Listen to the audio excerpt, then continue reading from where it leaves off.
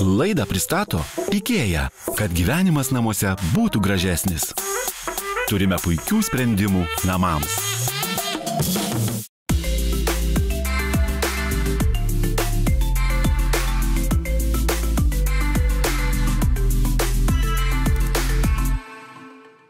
Sveiki, brangus TV3 žiūrovai. Su jumis sveikinuosi aš, Leonardas, ir didžiausia namų pokyčių laida Namų idėja su IKEA. Ir šiandien IKEA's dizainerių laukia ypatinga misija įrengiant nestandartinę erdvę savo paskirtimi. Mes netrukus keliausime į Vilniaus miesto krizių centrą, kur dirba didžiulis būrys specialistų, kurie padeda žmonėms praradusiems viltį. Ir šiandien IKEA's dizaineriai turi misiją įrengti bendruomenės erdvę. Susipažinkime su Vilniaus miesto krizių centru.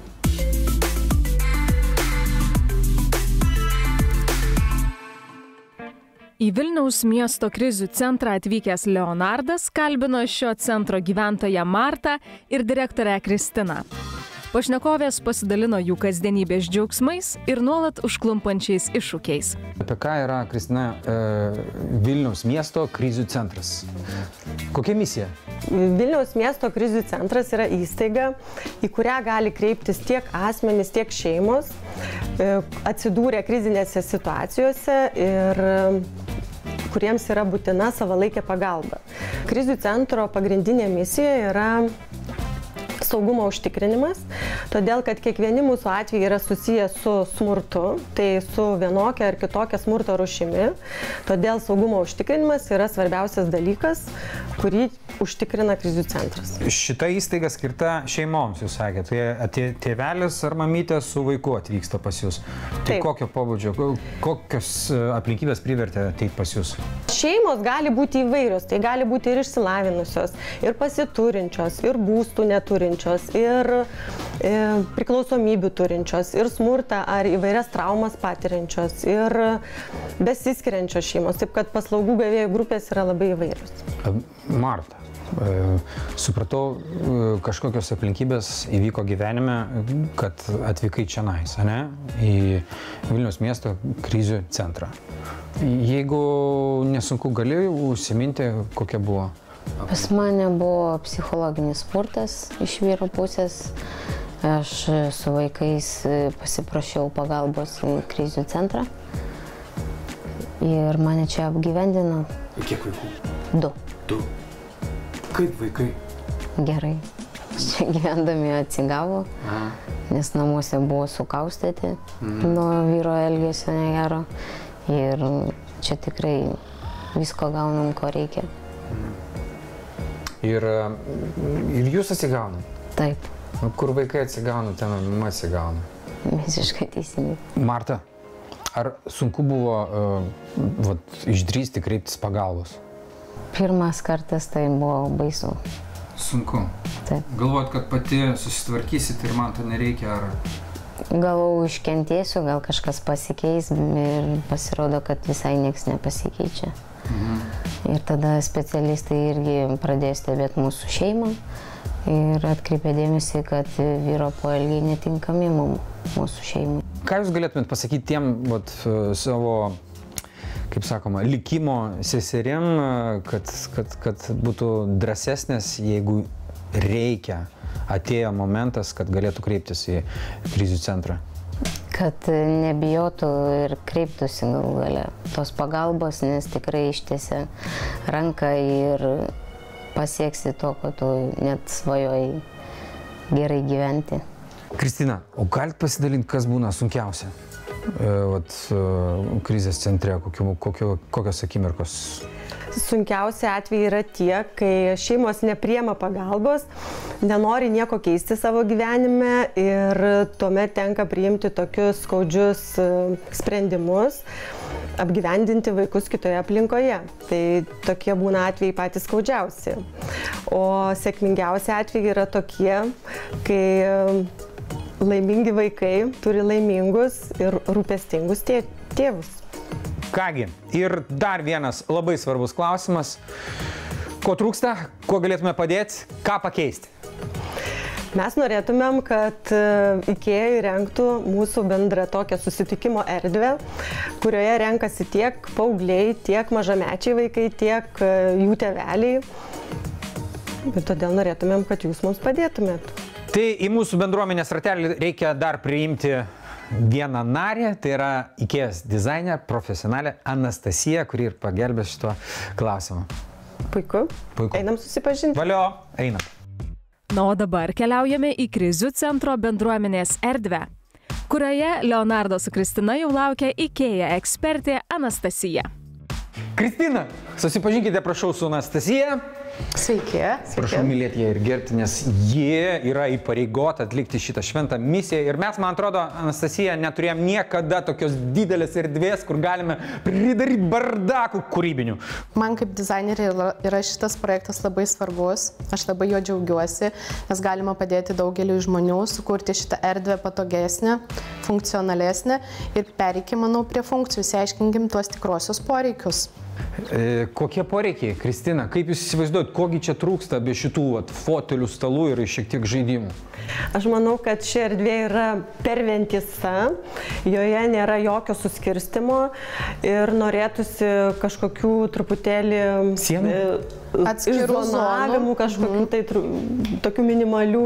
Tai jeigu renkasi paaugliai, jų tėvai ir mažesnio amžiaus vaikai, tai privatumo jokio čia nėra. O jų pagrindinės veiklos kokios? Laisvalaikį leidžia, tai ir telefonu žaidžia, ir televizorių žiūri, ir stalo žaidimus, ir pamokas kai kurie daro.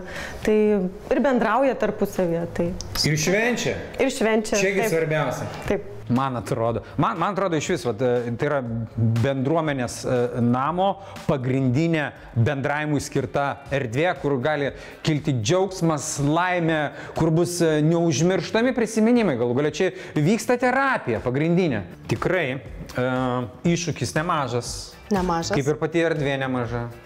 Bet mes turime ir labai didelę komandą, ane, Anastasija? Mano galva jau pilna idėjų. Taip, manau, kad dalinsis ir tavo kolegos, ir ten sukurs, ir čia...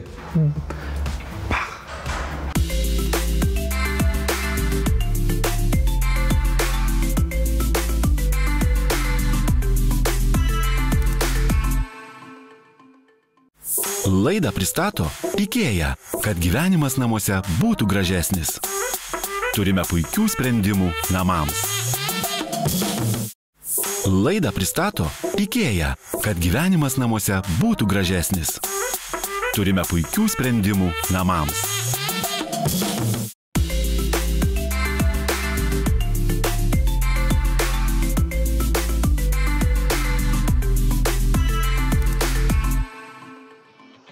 Vilniaus miesto krizių centras. Tai nėra taip, kad krizės ten kaupėsi ir tai yra centras krizių, o tai yra erdvė, įstaiga, kurios yra sprendžiamos. Ten susirenka šeimos, žmonės, kurie turėjo nelabai malonių patirčių gyvenime ir ten jos yra sprendžiamos. O mums didžiulė garbė įrengti bendruomenės erdvę. Dvigubai didesnė už šitą, ten turi būti švenčiama, ten turėtų būti poilsis ir ten turėtų būti žaidimų aikštelė.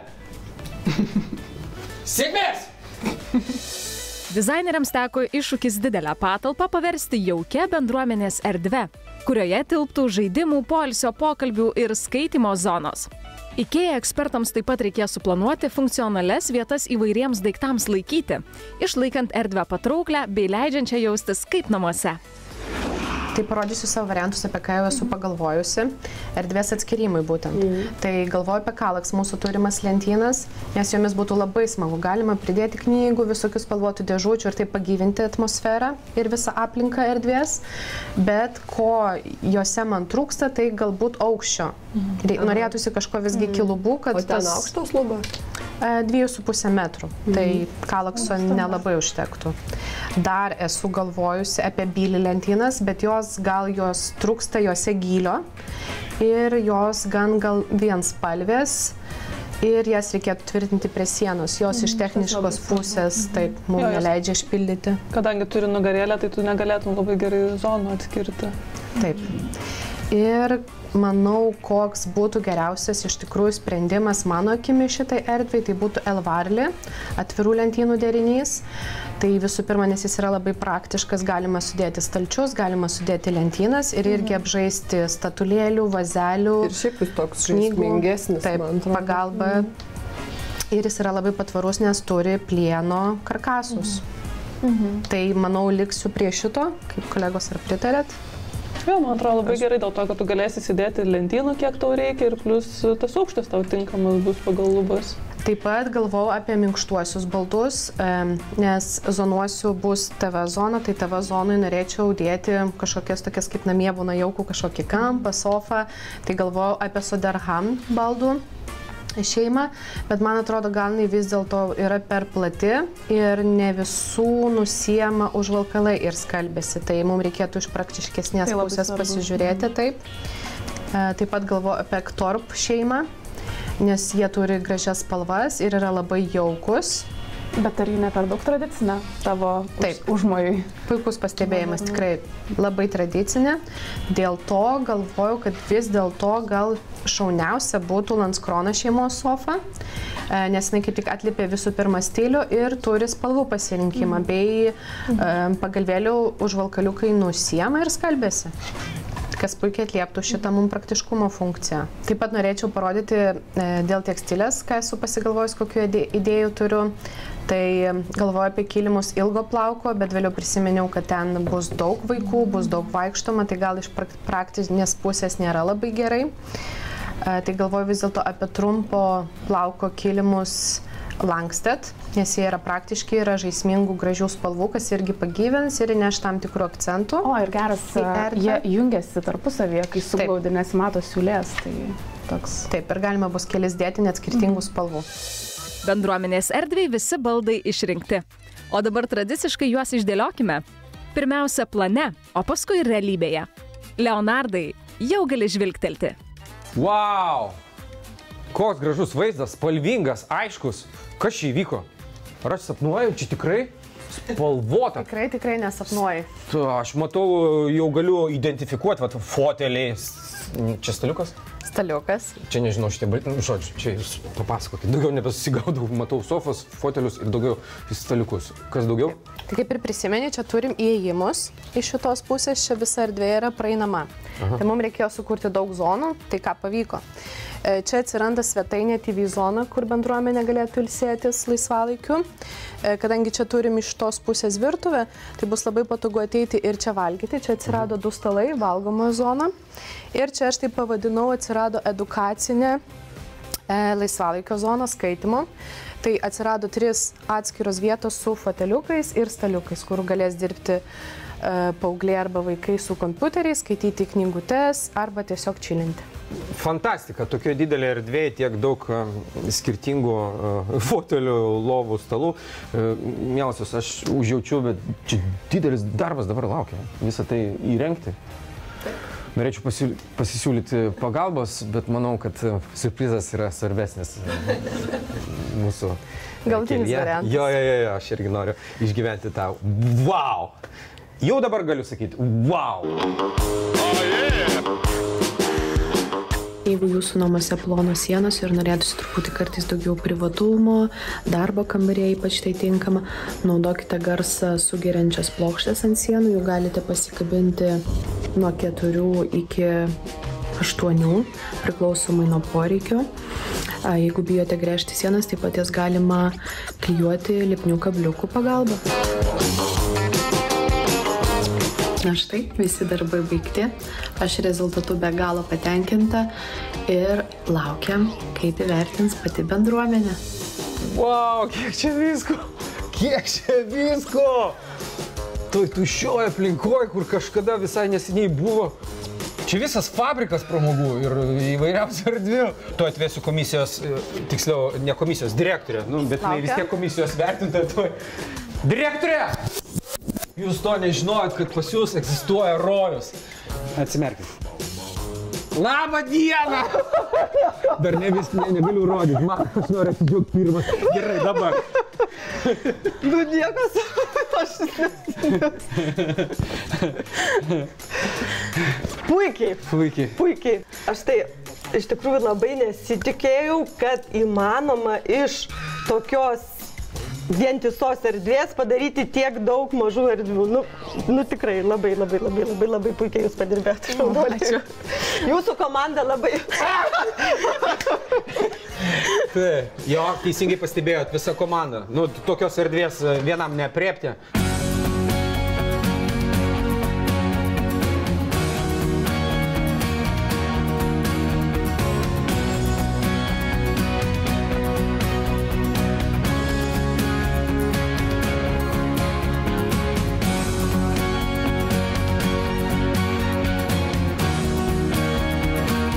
Pradėkime nuo šitos zonos, tai čia įrengėm TV zoną. Kaip matote, tokia kaip visada būna namie jauku, gražu. Ryškių spalvų įvedėm, sofos, vaikam, kad būtų linksmiau tokie minkšti pufai. Čia galima ir užmigti prie televizoriaus. Čia galima ir miegoti, nes tam yra tikrai paruošti pledukai, tam yra pagalvėlės, čia galima ir žaisti su kamuoliu. Kristina, jūs stovite šalia šito kampučio, jaučiat, kad čia yra kolonėlė, tai kaip paleisi muziką ir pradėsim iš džiaugsmo šokti. Bet ne, kas tai yra, Anastasija? Tai yra oro valytuvas, kuriame yra anglies filtras, kuris tokioms patalpoms labai praverčia iš tikrųjų, nes visų pirma tai malšina nemalonius kvapus ir valo orą, kas yra šiuo metu labai svarbu. Taip pat buvo vienas iš poreikių daiktų saugojimo kažkokie sprendimai, tai bus tokios spintelės rakinamos. Tai tikiuosi tikrai pravers. Anastasija, aš į kitą dimensiją žengiu, kur čia atrodo taip ramu ir hipnotizuojančiai atpalaiduoja. Taip, nes čia iš tikrųjų yra tokie atsipalaidavimai, kaip dabar jaunimas sako, čilo zona, kur tu gali išsitiesti kojas ant kojų kėdutės patogios. Taip. Žiūrėkit, va čia tokia funkcionali, faina ta lempa. Va. Taip, tai jeigu tu norėsi skaityti, bet tavo draugas nenorės, tai galėsi savo privatumo suteikti šviestuvo pagalbą. Skaitau, tas miega, jau beskaitydamas. Taip, tai čia irgi yra vienas labai svarbus dalykas, čia yra garsą sugeriančios plokštės, kurios dar labiau šiom erdvėm suteikia privatumo. Ir jeigu, pavyzdžiui, šnapždėsi, tikrai toliau nesigirdės šito garso. Čia yra iš tikrųjų tokie plieniniai stulpeliai teleskopiniai, kurie reguliuojasi pagal jūsų turimų namuose lubų aukštį. Ir koks yra šių lentynų privalumas, kad jos atskiria erdvę, bet tuo pačiu jos neužgriozdina, jas galima pritaikyti, kad ir svetainė nuo virtuvės arba nuo miegamo, kas dabar labai aktualu. Taip, tai čia numačiau fotelius su aukštomis atkeltėmis, kas dar labiau suteikia privatumą. Ir šita zona iš tikrųjų yra skirta tam bendravimui, kam buvo poreikis su socialiniu darbuotoju arba su psichologu. Tai čia galėtų įsikurti vaikas su mama arba atvirkščiai ir čia darbuotojas. Ir taip pat, aišku, garsą sugeriančios plokštės šitoj zonai. Labai įdomus sprendimas. Eikim toliau, pažiūrėkim. Čia turim dar vieną zoną. Tai čia tokia iš tikrųjų labiau kaip čia free time zona, tai čia galima... Jūs atsipalaiduokit, atsisėskit, gaudykit kamuolį. Naršyti telefonuose. Jokių būdų žaisim futbolą. Nu gerai, dvi kėdės. Galėsim žaisti smiginį, kuris irgi yra numatytas. Taip pat, kad vaikai kuo mažiau sėdėtų telefonuose, numatėme šitą zoną valgymo ir stalo žaidimų bei tapybos ir rankdarbių. Tai kur rankdarbiai? Tai prašau, parodysiu. Salvarli baldų šeima turi labai talpius stalčius, ne tik lentynas, kuriuose galima sudėti begalę dalykų. O, papa, tai viskas yra tikra? Viskas paišo? Tikrai ne žaisliniai, taip. Kokia kolekcija? Atsisėdom toje zonoje, kur yra valgymo ir visų šitų dalykų naudojimo, tapimo, paišymo. Tai čia turim stalus, kaip matote, jie skirtingų formų ne šiaip savo, bet ir pagyvintų aplinką. Bet ir, pavyzdžiui, jeigu čia kažkas norės dviese susėsti, o čia kita šeima, dar numatėme taburetės, nes apvalus stalas, kaip žinome, kartais gali tapti beribis, prie jo gali nuo 4 iki 10 žmonių susėsti, tai tas irgi yra labai naudinga ir praktiška. Jūs pranokot mūsų lūkesčius, man labai čia jauku. Ir tas zonų suskirstimas, nu tokio iš tikrųjų net neįsivaizdavau, kad galima taip suskirstyti zonomis ir iš tokios vientisos nejaukios erdvės padaryti, kiek čia erdvių, 1, 2, 3, 4, 5, beveik 6 erdvės. Tai, nu, puikiai padirbėjo. Ačiū labai. Taip pat Kristinai turime dovanų, tai turime tokį krepšį su labai gražia žinute socialinė, kurią sukūrėme su Lietuvos dizaineriu Kalinkinu Robertu. Ir ši žinutė yra prieš smurtą šeimoje, ragina matyti, nes kaip žinome, kad kas trečia moteris Lietuvoje susiduria arba yra susidūrusi su smurtu šeimoje. Ir nebūkime abejingi, matykime ir kalbėkime apie tai. Mėly žiūrovai, ir jūs kreipiamės prisijungti prie šitos iniciatyvos, prie šito judėjimo Pastebėk smurtą, nes tas smurtas šeimose ne vien tik dviejų žmonių reikalas, bet ir mūsų visų. Ir savo prisidėjimu, tokiu balsavimu už pokyčius, nesgi visi mes norime, kad mūsų šalyje būtų šeimose ir gera gyventi, saugu ir darnu. Va taip, prašau. Kaip sakoma, žaiskit, gyvenkit, džiaukitės ir nešiokit. Ačiū Jums labai. Labai sunku išreikšti padėką žodžiais, todėl noriu pasakyti nuoširdų ačiū Jums ir Jūsų visai komandai. Ačiū. Kristina, ačiū už Jūsų šypseną ir palaiminimą ir būkite, Kristina, tvirta savo valioje ir žaisminga savo dūšę šitoje naujoje bendruomenės erdvėje, su ta bendruomenė. O mes, brangūs žiūrovai, pasimatysime po savaitės tuo pačiu laiku per TV3. Planavimo etape nuspręskite, kokią konkrečią funkciją atliks erdvė. Pavyzdžiui, jei nesate pratę valgyti prie valgomojo stalo, gal tuomet ir neverta rinktis didelio skirto 6 asmenims. Atskiros nedidelės susėdimo vietos puikiai tinka norint pabendrauti ar pabūti vienumoje, ypač kai vienoje erdvėje susirenka labai skirtingi žmonės. Įrengus tokių, kiekvienas gyventojas ras savo tinkamą kampelį. Net ir dažnai naudojamose erdvėse nebijokite tiesti kilimų. Jie puikiai atskiria erdves, o dideliai patalpai suteikia jaukumo ir žaismingumo. Daiktams saugiai laikyti puikiai tinka spintelė su užraktu. Galite šį sprendimą pritaikyti ir namuose, kad apsaugotumėte dūžtančius daiktus ar dokumentus nuo smalsių pirštukų. Didelėse erdvėse nebijokite daugiau spalvų. Gerai suderintos jos kuria jaukią, skoningą ir šiltą namų aplinką.